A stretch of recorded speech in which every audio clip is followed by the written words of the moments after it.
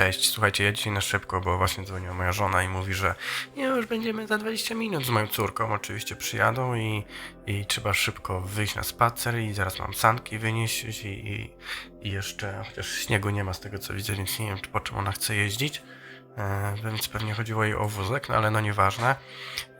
Dzisiaj, także na 16:06, szybciutko wam powiem, a propos jakości wideo nagrywania, bo ja długo się z tym męczyłem, z tym problemem, że moje nagrania były takie. To jest akurat zrzut ekranu już z nagrania samego mojego i one są, widzicie, takie jakby troszkę wyblakłe. To, prawda? To wszystko, te ciemniejsze strefy. I teraz macie dla porównania to samo, bo to jest też zrzut ekranu mojego pulpitu.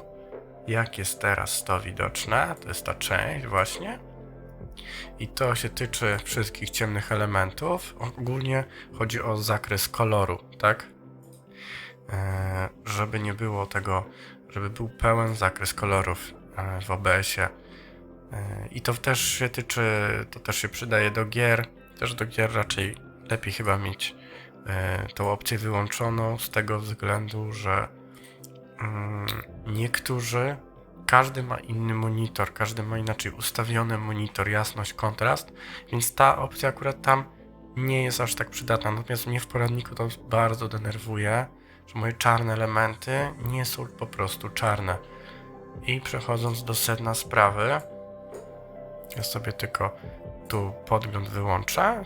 Dzięki temu mój procesor lepiej to wszystko nagrywa, nie będzie żadnych lagów podczas nagrywania. Już przechodzimy do ustawień. Ja wam szybko pokażę, jakie mam ustawienia i o co w tym wszystkim chodzi. Ja nagrywam w ogóle przez CRV i dla mnie to jest super sprawa, te pliki mało zajmują.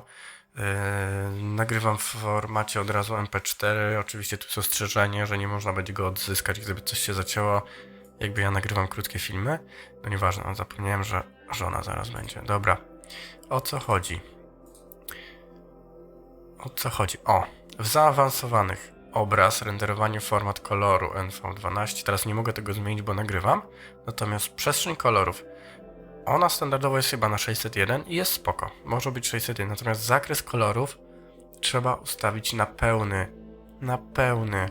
I wtedy macie wszystko czarne. Ten kolor szary i ten nie zlewa się tak ze sobą, jak na nagraniach tutaj. Nie sprawdzimy teraz, bo nie mogę kliknąć. Tam jest zakres kolorów, po prostu ten drugi. Są tylko dwie opcje. Także zakres kolorów pełny i jest wszystko pięknie działa. Natomiast jeżeli chodzi o inne ustawienia nagrywania, waszego monitora nagrywania ekranu zrzutu, to w innym odcinku, bo naprawdę żona zaraz przyjedzie i czasu nie ma. Żeby to wszystko ładnie zakończyć, zrobimy sobie tak. Ja powoli muzyczkę ściszę. Do zobaczenia, cześć. Oczywiście zakończę swoim logo, oczywiście, bo nie mogę inaczej. Zrobimy sobie tak. O, i tutaj jeszcze popatrzcie na moje logo. Ale to już tak wiecie. Bez sensu po prostu, bez sensu. Do zobaczenia, cześć.